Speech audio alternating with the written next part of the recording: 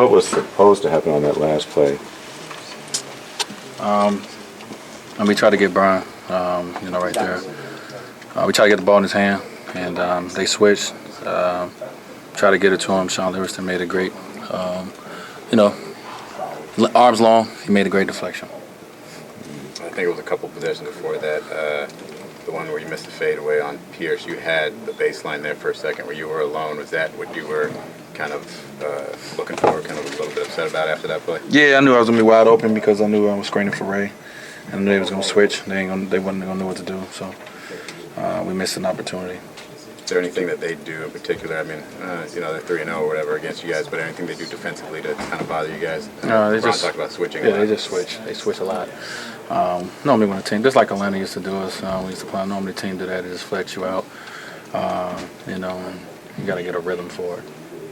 Dwyane, how concerned are you this team maybe flatlining a little bit here in March in the last 4 or 5? Worried at all about the stretch? Nope. Dwyane, on that last, I don't know if you were asked, I couldn't hear, but when you got the rebound, the last 4 seconds left, did you give it thought of running it down? I mean, it seemed like a split second where you wanted to think about just going down and just taking a shot? No, I thought of it, but I looked up at the clock. It was like 5 seconds left, and it really wouldn't have been a good shot. So I thought I'd call a timeout so we can get a better shot. We didn't even get one. Dwyane, the plays at the end of Houston game, Chicago, and today, those are the kind of plays you're probably going to see in the playoffs in tight, close games. Yeah. Is there a concern, or is it the old better to learn the lessons in March, than have to deal with them in April and May and June? Well, we do need to execute down the stretch. We need to be able to, to at least get the ball up to the rim, to at least get a shot, at least. So we're going to have to work on that a little bit. So we got something to work on. As a team in our 4th year together. It's not a bad thing.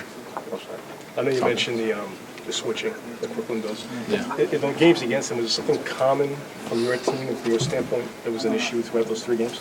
Say it again. Like the 3 losses to Brooklyn. Uh-huh. Was it something that your team was not doing or something that just struggled with? Not finishing, to win the game at the end of the day. Each game was a close game.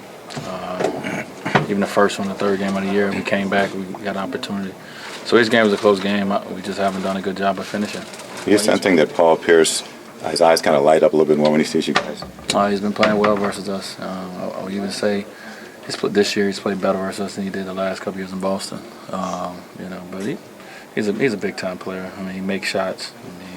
He has that slow, methodical game. You don't know if he's going to shoot it or go to the basket. So, it's obviously it's bad blood there between us from playoffs, but, you can respect what Paul Pierce has done and what he continues to do in this game. You talked about not being overly concerned about this stretch. Is it because you guys have been through this before and it's no reason to really get too worried about it?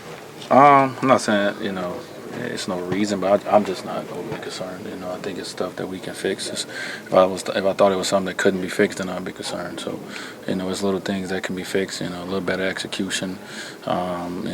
Especially at the end of games. We're a team who we play close games. We don't really have many blowouts. We play close games. So, we're used to it. Just the last couple of games we haven't.